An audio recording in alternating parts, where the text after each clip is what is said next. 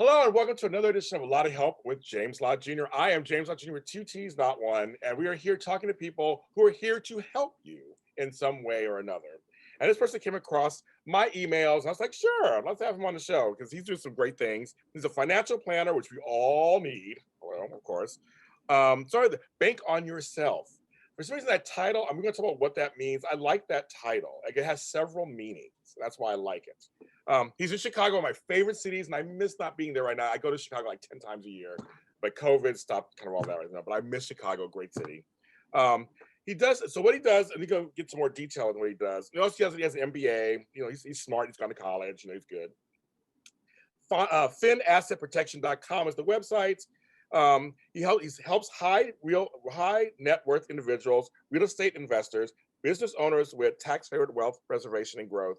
He's licensed in many states. I mean, I'm not going to list them all, but he's licensed in many. Help me welcome Sarry Ibrahim. Hi, how you doing? Hey, James, thank you so much for having me on. I appreciate it. My pleasure. Thanks for being on the show.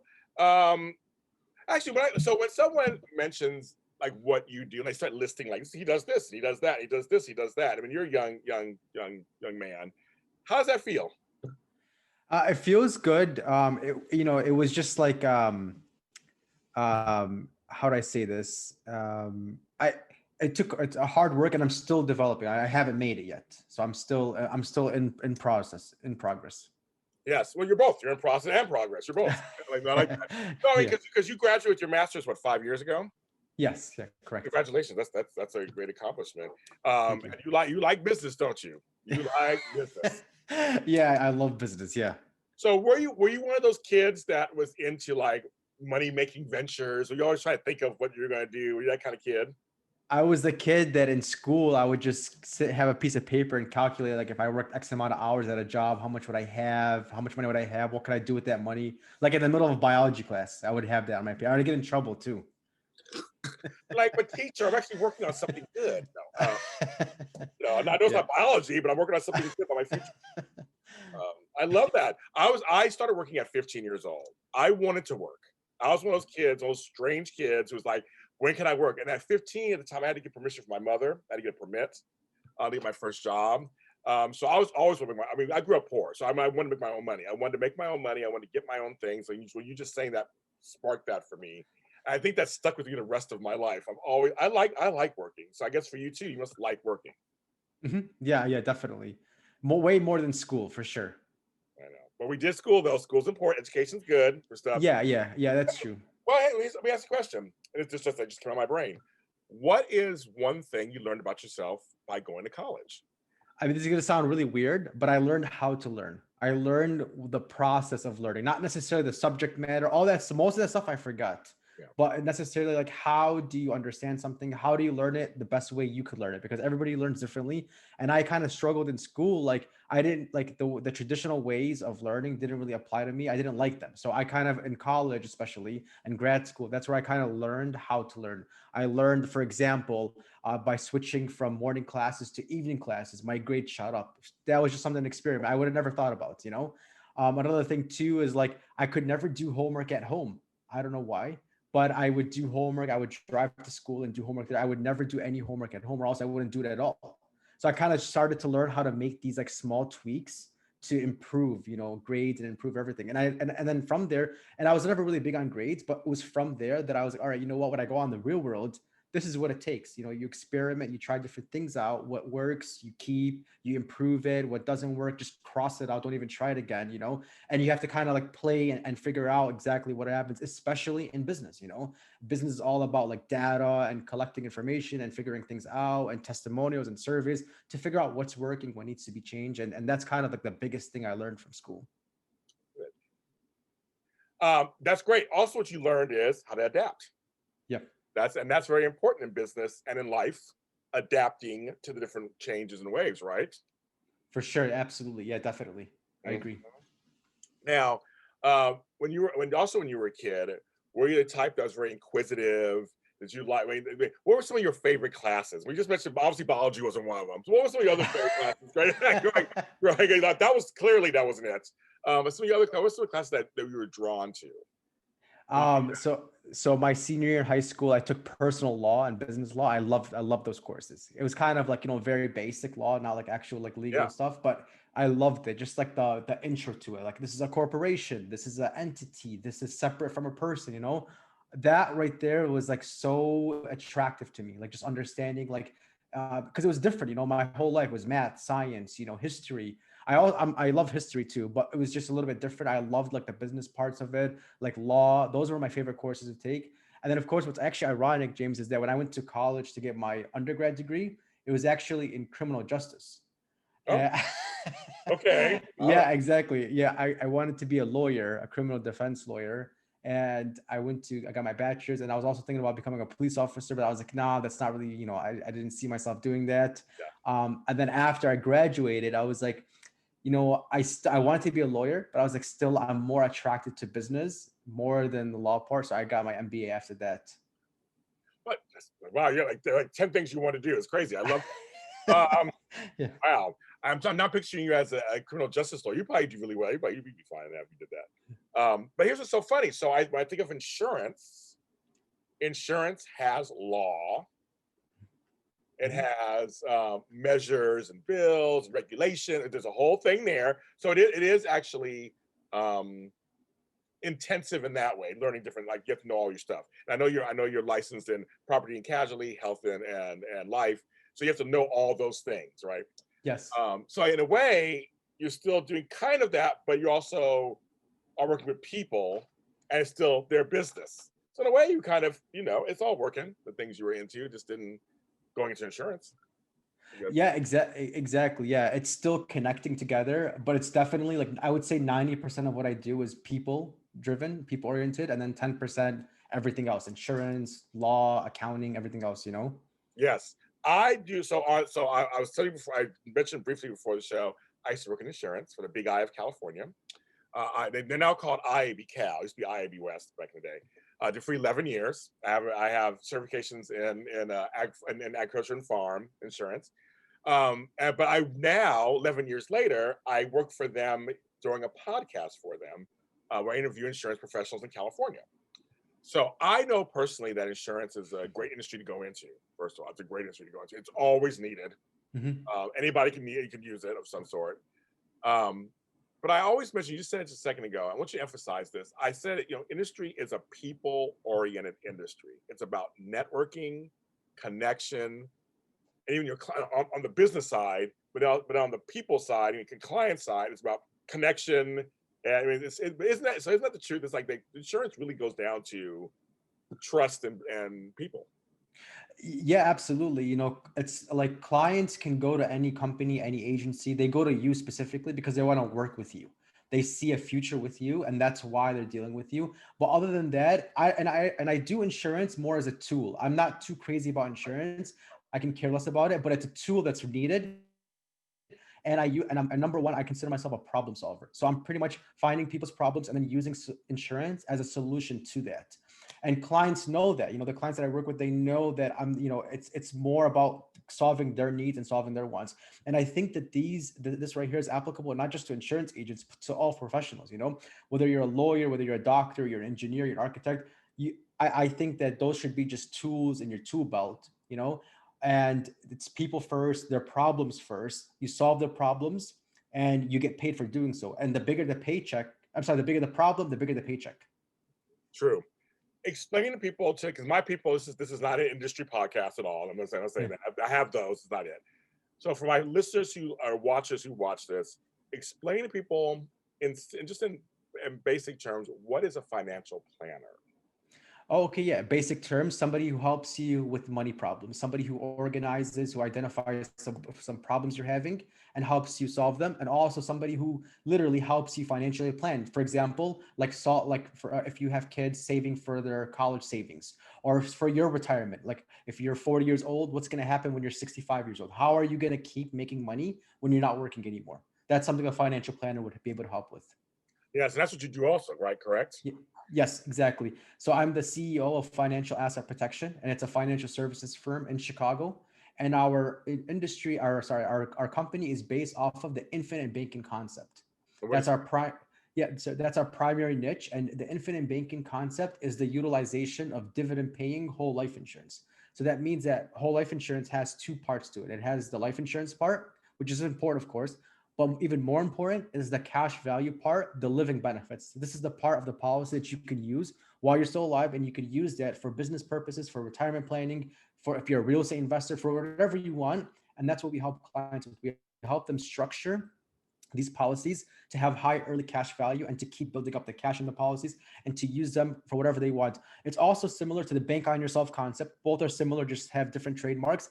And the bank on yourself organization, they have like an 8-week training program that I went through to become an authorized professional. So I went through that program and I became a certified bank on yourself professional through that. And that's kind of our business model is utilizing the infinite banking concept or the bank on yourself concept.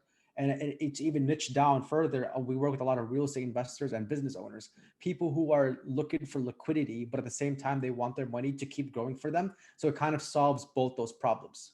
So that's possible. It's possible to have something making money for you and also you're able to use it without depleting it. That's possible. Exactly, yeah. Because I've never understood the idea of stashing money away for like 30 years and then not touching it for 30 years. I feel, and it's very difficult for a lot of people to do that because it's so tempting to use your money, and not just tempting, but you also need to use your money too. It's very difficult to do that. So I kind of found like a gap, like how could you do that? How could you plan for retirement without touching that money? But with the infinite banking concept, you could do both. You could save in the policy, and then when you need money, you borrow against it and then pay back on your own times. Meanwhile, never interrupting the growth of your money. So you're doing both. You're literally saving money and using it at the same time. I love that. Now, I think to answer part of your question, just that you put out there, I think part of it is that we get ideas are passed down to us from generation to generation, right? So I was taught growing up, you save money for 30 years, you put it away, you don't touch it. I mean, I'm gonna say, so I was laughing, you said, I go, well, because they told us that. And that was like, that's how it always was done. You don't touch it. You put it away and then you don't leave it, let it, whatever. So how are you helping people break out of that mindset that's been passed down to them?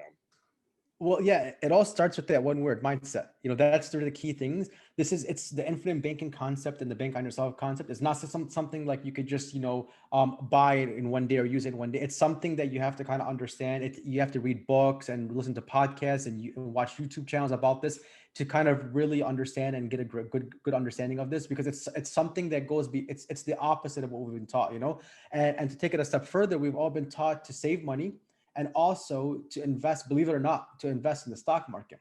Right. Think about, we grow up hearing about 401ks and IRAs sometimes and mutual funds. And even on the news, when you open up like Fox News or CNN, you see somebody talking about the stock market. So it's embedded in our minds that you either save money for a long period of time. And then one of the ways to do that is to invest it in the stock market for a very long period of time. And I'm not bashing the stock market. I'm not bashing those ways.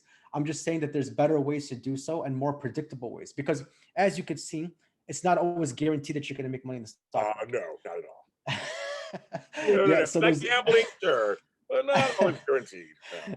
Yeah, exactly. So when I sit with clients and I'm like, all right, Mr. Client, Mrs. Client, one of the solutions we came up with is utilizing dividend paying whole life insurance. A lot of times they're like, whoa, like I thought whole life insurance was a terrible idea. And it could be a terrible idea.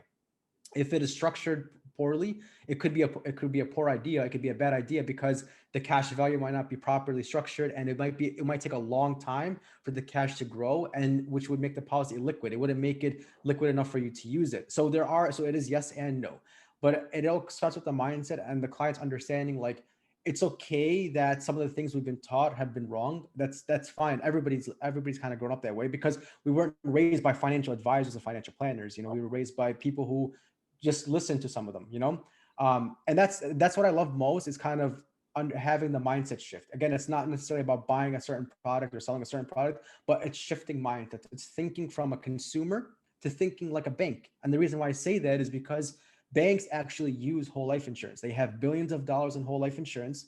They earn compound interest in the policies while they're using the money, and then they loan that money out to people via mortgages, lines of credit, credit cards, and then people pay interest on those. So they're making money in two different ways. Why can't we do what banks are doing? Why not? That's a great question. Well, it's funny because you bring up something that, people, I have friends or families who go, God, I would love to start a business and I need this much money, or I'd love to fix my house up or whatever. So you're saying there's a way to do that with it through this way. There's a way to do that. I'm thinking, I don't think people, I mean, so I'm glad you guys listening out here or watching, who are not in the industry. He's telling you there's a way to do that. So I mean, I like that. I didn't realize either that when it came to life insurance, hold on, that you could actually, because you always hear about life insurance being this thing for later, for later, for later. Mhm. That's what you always hear. I mean, you don't hear that it could be for now and later. Mhm. That's amazing. I didn't know that. Yeah, absolutely. That's very cool. Wait, so how did you fall into that? Like, I'm like, so you got out of college, you got your MBA in business, whatever. But I mean, how did you fall into this part of the financial planning world? Yeah, absolutely. Good question. So while I was in the middle of my master's program, I started working at Allstate Insurance, Oh, and I was working with like auto, home, business insurance mostly. And then from there, I kind of just made a leap into the healthcare world. So I was working for Blue Cross Blue Shield, Humana, Cigna as as a Medicare consultant, and I was working with retirees, helping them merge from their employer plans to their own individually owned Medicare plans. So they were like 64, 65 years old, retired, and now they're leaving their employer plans to get on their own Medicare plans. And that was my job, to help them make that transition. And I started to build a good relationship with these clients and started seeing them.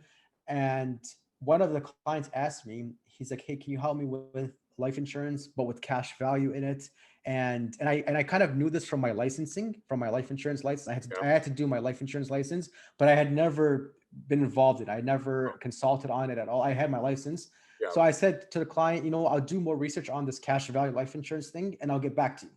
And we had a good relationship. So he said, that's fine. And I went to Amazon and I searched for books about life insurance. Right. And one of the books that came up is The Bank on Yourself Revolution by Pamela Yellen.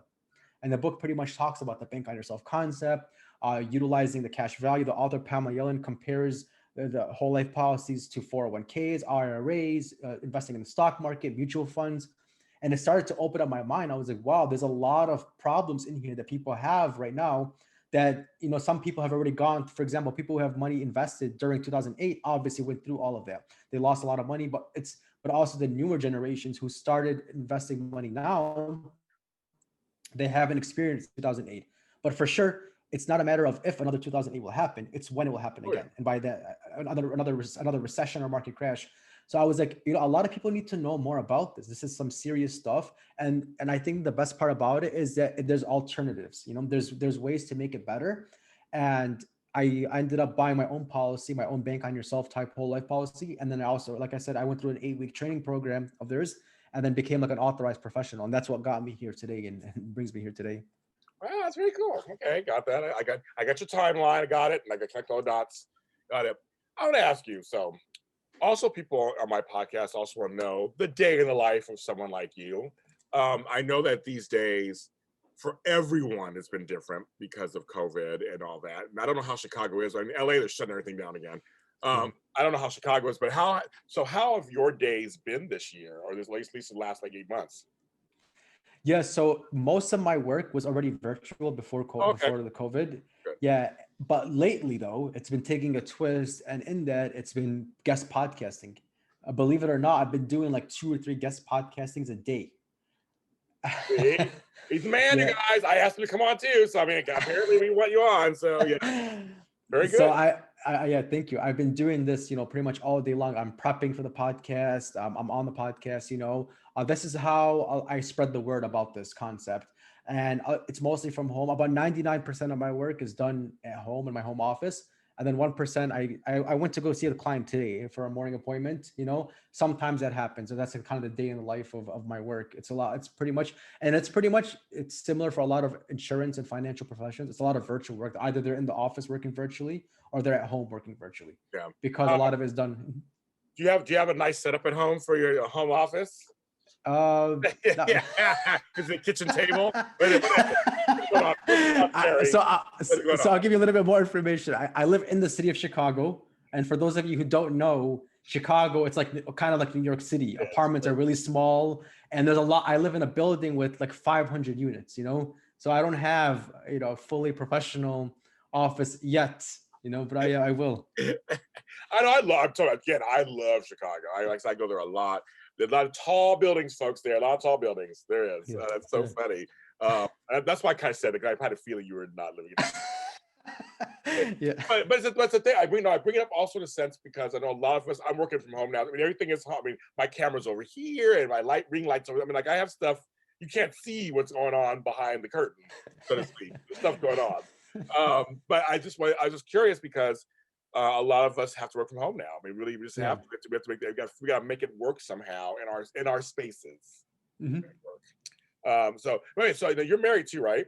Yes. Yeah. Yeah. My Uh, wife's a nurse. Oh, Mhm. she's a nurse. Oh, she's one. Oh, well, we have to give her praise for that. So she's Yes. out there. So she's out there then in the Mhm. lines. Oh my goodness. So how is that working? So for you guys and the COVID stuff, how has that been? I mean, at the beginning, it was really rough, you know. She used to work really, really long hours because a lot of nurses quit, believe it or not. You know, a lot of nurses I know that. quit, and they were really shorthanded, and so she had to work a lot. But now the hospitals are becoming more like they become more like they have a better system for COVID now. So they've gotten better at treating it and handling it. So it's kind of almost like not back to normal. There's still COVID in the hospitals, of course. Numbers are going up in Chicago, but Oh, as far as like the hours of operation, it's becoming more of like normal now. okay. Okay. Now back to you. So your routine. So like, are you an early riser? Do you get up really early in the morning? Are you a mid morning kind of person? Like, when do you feel like is your best time? Like when you start to work. Yeah, definitely. So I wake up around like 6, 7 o'clock in the morning. And yeah, I'm probably most awake around like 9:30, 10 o'clock. Like that's when I'm like ready to get it, you know? And I wake up, you know, if I have to do a podcast at 8 a.m., which I've done, Yeah. I That's have to early. That's early. For me, that's early. I'm like, oh, yeah. oh. Yeah.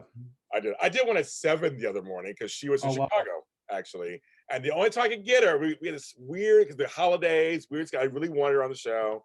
And she goes, I could do 9 o'clock Chicago time. I'm like, oh, I could do 7 o'clock. And she's wonderful. I mean, I love her. I mean, it was a great interview and everything, but like, like this, we have a great time. It's like this interview. But it was early. It was early. I was like, where is everything? I know what's going on.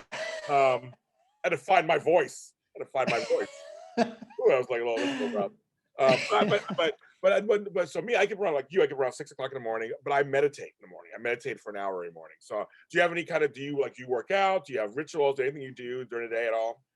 Oh, absolutely. Yeah, yeah, for sure. So a lot of times I go for a run in the morning or I'll go to the gym, but usually I go to the gym later on the day. But what I do in the morning is I take out a piece of paper and I write my priorities Love it. and what I want Everybody, in general. write them down. Everybody, write them down.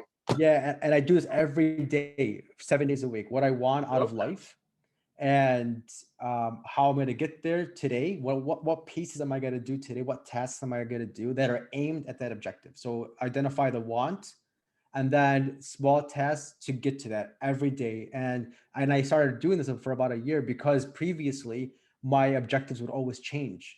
And I was like, you know what? I need to grip these and put them on paper every day and just literally look at it and make sure it doesn't change. And if it does change, it might change, but I know about it and it's controlled change. You know, it's not I'm out of control, just like a grasshopper trying to do a million things. Right. There's destiny and it's being controlled. I love that. I know I'm a list person. I'm like I said, I got lists. I have pads of paper everywhere. I'm always like, and post-it notes. I have post-it notes on my computer.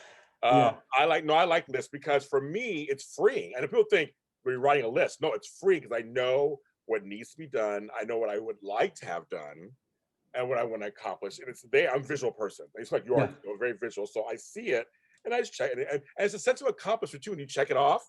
You're like, Yeah, oh, of course. Yeah. I did that. Yeah. Yeah. And we need that. So we need that stuff. We work hard, right? We work hard, and sometimes you need some. I call them little victories. I mean, I don't care if it's a client call or I book somebody on the show. I mean, I said 6 times, like I did it. Yeah, yeah, I count everything. I count dials that I make, contacts that I made, the new appointments I set, what have I done, and then at the end of the day, I go back and I say, all right, I wrote 20 things down. I checked off 18 of them. 2 of them I didn't have time for. Rolled till so my grade was like a 90% for that day. I do all these things because what happens is, especially for self-employed people, you have a lot of free, especially if you're like a one-man show or one person, you have a lot of freedom and you don't have a boss anymore, and that could be a bad thing Right. because it can be really easy for you to fall off track. So you kind of need to be like that mean boss to yourself and hold yourself accountable. And then you get used to these. You become very good at like managing yourself, which a lot of people actually are not good at. They're not good at managing themselves. They need like a manager. That's why a lot of people quit their jobs and go get a job. I mean, quit entrepreneurship and then go back to getting a job, is because they kind of miss somebody telling them what to do, unfortunately. That's true. I don't. Not at all. I like being my own boss. I don't miss anybody telling me what to do. I like being my own boss, Sarah. I do. I'm like that noise. It- Oh, yeah. I do. But no, but you're no, but you said something so that's never been said on the show before. Which you said something that's never been said, but it's so true. People don't know how to manage themselves. Being an entrepreneur, people, everybody thinks, and I've written books on being an entrepreneur. They're out there on Amazon, whatever. But I tell people all the time. I tell the real nitty gritty. Sometimes having too much freedom and too much choice. I'm watching Oprah all day. You know, that's why I'm not even doing my job. I'm just like, oh, I'm just doing it. But it's like, you know, and I always make jokes to my friends. Like, well, can you have lunch today? And I go, let me talk to my boss. You know, so he's a bitch sometimes. Let me talk to him. They laugh, and then I go, yeah, I can have lunch. But I mean, that's a really true. I like that statement. It's a really true statement. We have to learn how to manage ourselves to maximize our day. Number one. But number Mhm. two, also to get work done, and to keep going upstream to whatever it is, whatever profession we're in. That's for everybody. So I like that. It's people. It's very underrated. You're right. People they kind of just grab things and whatever, and then Yep. and they wonder why they're not successful. Yeah. They do. Exactly. Yeah. Yeah. Yeah. Definitely. They go, oh, well, I'm not making any. Why am I getting any more clients or more leads? Why am I? Well, then, do you know what you're doing all day? Like, are you really on top of like it's? You have to manage yourself, and I'm good. I'm good on myself. You also have to forgive yourself too when you're an Yeah. entrepreneur. Something like you said, two things may not get done. It's okay. I was going to ask Yeah. you, do you have a cutoff time mostly, or does it change every day for you? You know what? That's a good question. The cutoff day, I've tested it, and it actually makes me more productive because, like for Oh, example, let's just say I set a schedule to work from like 8 a.m. until like yeah, 6 p.m. But I tell myself I'm not doing one more thing after 6 o'clock p.m. And then I work harder during the business hours, you know? But if when I don't have a cutoff day and I just keep, I'll keep taking breaks throughout the day because I have no cutoff date, you know? right. And sometimes I'll easily work until like 10 o'clock p.m., you know? And I figured that if you can kind of make it shorter and sweeter, that can be more productive. And yeah, I've tested it, and in my opinion, it's worked. Doing that, I like agree. creating more urgency works. Mhm. I agree. No, I told no. I'm saying you tested it. I have too. No, because there are times when I was like, well, I could do that later. I'll work on it Yeah, tonight around 9. And like, but you know what? I don't want to work at 10 o'clock at night. I don't if I don't have yeah, to. I mean, there's been times I've had to for like last minute things, or and I'm sure you had time to I get a call from a client. It's like I got to do whatever. But for the most part, most people work 9 to 6, yeah. 8 to 5, 7 to 4. I mean, they don't usually work. I mean, very few keep going. So I like that idea of like cut off time, break it down. It can wait till tomorrow. I'm telling Yeah. you, a lot of things can wait till the next day. I mean, it really can. And if you're efficient enough, you will get it done.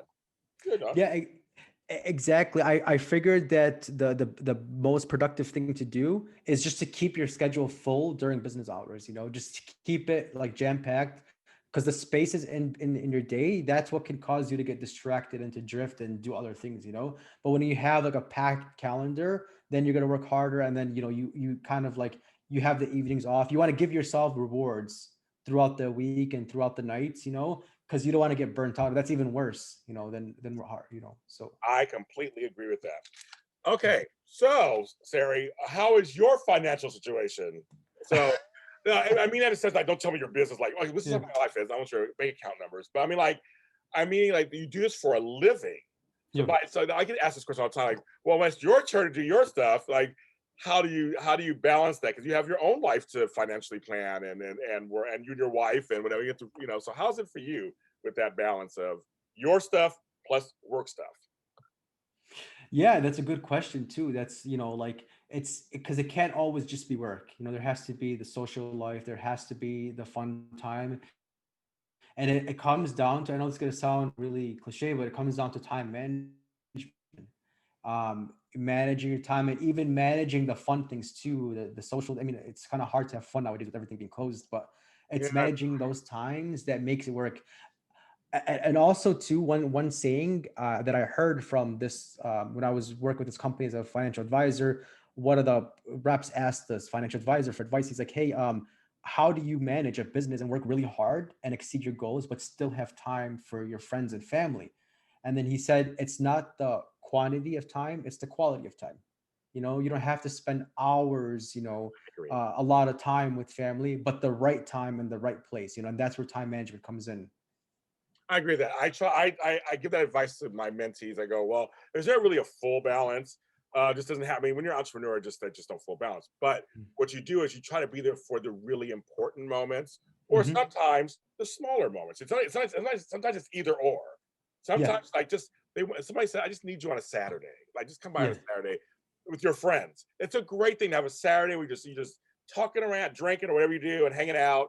That's sometimes just as important as also going for that important birthday anniversary. I mean, it's those two things you have to, but there's no true balance, folks. I'm sorry, it just really, I don't think there is.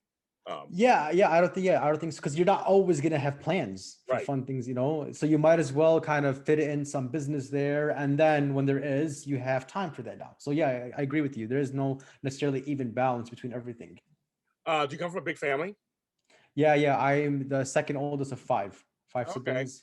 Yeah, Okay. yeah. What is your ethnic background? Guess.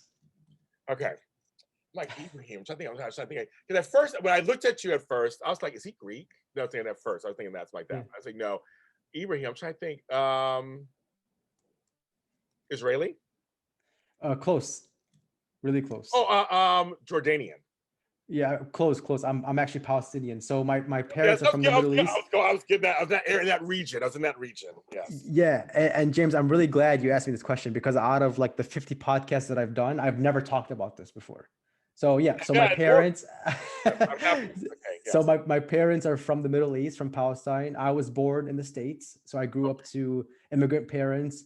I grew up in the south side of Chicago, Ooh. in an area that's called Little Palestine. For Okay. those of you who don't have no idea, there's a big Palestinian community in the Chicagoland area, and I grew up there. And I grew up in my high school. We had teachers who were of Palestinian descent. I spoke Arabic in sometimes in school with friends. Spoke Arabic at home. So yeah, definitely something that I've never shared before on podcast, and I'm glad you asked me that. It's something that has shaped in my entrepreneurship for sure. My parents are entrepreneurs. A lot of Palestinians I grew up with are also entrepreneurs. So definitely something that has shaped me. And it's two different worlds. Even though I was born and raised in the United States, it's almost like Chicago is a very segregated city. Yeah. So it's very living on the south side of Chicago in a predominantly Palestinian area, and then moving to the north side of Chicago with my wife in a mostly Caucasian area. It's two different worlds. But yeah, I'm glad you asked me, and I'm glad that I actually spoke about this for the first time on Well, a podcast. I want to ask you because and this is what I do on my show. That's why I do Yeah. this. Because I feel probably, and you probably noticed also, I come from immigrant grandparents and parents and stuff, so I understand that too. I'm first generation Californian. We were born here. Um, there is a sense you feel them, you feel your ancestry, don't you, in your Yeah. work today? I mean, it's with you. Mhm. Your work ethic, I'm sure you saw firsthand how hard it was for them to make it here in America, right? Yeah, it took them like 30 years to adapt. It's not like they're still adapting, they still haven't Wow. adapted. It takes forever, and I see this with my friends, and not just Palestinian, but other people too, people from all over the world that have been in the United States. It's something that takes almost forever to get the hang of, to adapt to integrate. And it's definitely something that I appreciate a lot. It's very hard. And my parents always say, like, we, suffered for you guys, for the kids to grow up in a country. And I love being born and raised in the United States. I don't take it for granted at all. And I know that a lot of what I do, and the business and all this stuff, is because of living in the United States. Had I been doing this in the Middle East, it's possible, but it would be probably 1,000 times harder to do. Yeah. What is one piece of advice your parents have given you that you use? Oh my God. It's a lot of advice. Well, give me some of the pieces of advice they gave you. Your education is your weapon. You Okay. that's the only thing you actually have to fight and use. um to help you in your life is your education for sure, and not just education but also self-education too. Reading books, reading a lot, learning, always learning from people. There is no graduation date for that, Right. that's infinite. Yeah. That's right. That's right. I think they're, I guess all immigrants say, because my grandparents used to always tell me all the time that, education is the best thing. They can't take that away from you. It's one thing they can take Yeah. away all kinds of stuff from you, but no one can take away what you've learned. Yes. Hmm. Can't take that away. I mean, you learned it. You can't unlearn it. I mean, it's like you learned it. So I mean, Yeah. it's that is your, because my grandparents always say, don't chase money so heavily. Do a profession you like and the money will come. Do it really Hmm. well and it will come. And so I always hear those things in my brains when I make decisions sometimes, like, oh, I'll do this. But she always said, make sure you set things up. Luckily, I'm very fortunate. My parents, grandparents were all set up easy. My parents right Hmm. now, they all financially, they're all set up. Yeah. They taught me early in my 30s, and I was one of those kids in my 20s, had all those credit cards and spend and all this stuff. And I was in debt by 30. And it wasn't, Hmm. for me, it was like very mild compared to most people. I was maybe in debt, maybe 20,000, 30,000, which is not a lot for some folks, but it was still enough for me. I wasn't rich. Um, Hmm. and she was like, James, you should fix it in your 30s. Go ahead and start doing stuff, start putting stuff away, do this. I got college funds for my kids, all that stuff. I did all that back then. So it's kind of funny. That was like, I learned that again from these parents who came from somewhere else and people who came somewhere else that really enforced that on you. And it seems like you went through the same thing, basically. Yeah, absolutely. Yeah, definitely. It's literally a different world, but I love it and I appreciate both sides of the world, I'm glad that I kind of got to see, because I think that's one of the reasons why I'm so like hungry, I'm so, into business and so into this is because I've seen the hardship, I've seen the other side to it. I've seen the side of not having a college savings plan set for me to go to. I paid for college and have loans, still outstanding. I've seen the other side to that. I didn't grow up in poverty, thankfully, but I didn't. But I saw the other side of what a lot of people, what a lot of immigrants go through. It's almost like I was an immigrant in the United States, kind of.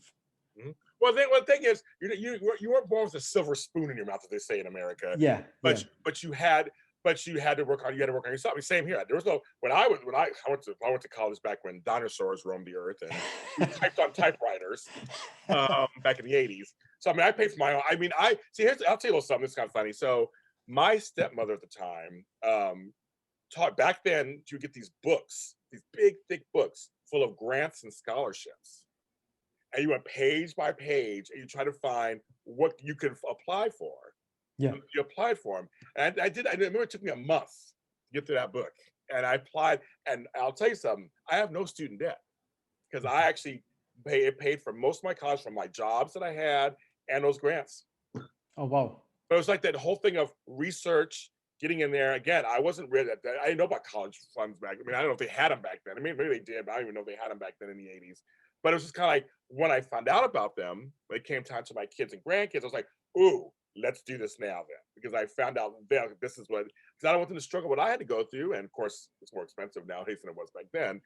Um, but like you, I had to fight to get what I needed also, kind of. And so Yeah. now we're here to tell people, and that's why you're on this show to help people know that there are ways that are not as hard for you to set up. Precisely. Exactly. That's It's not that hard. Exactly.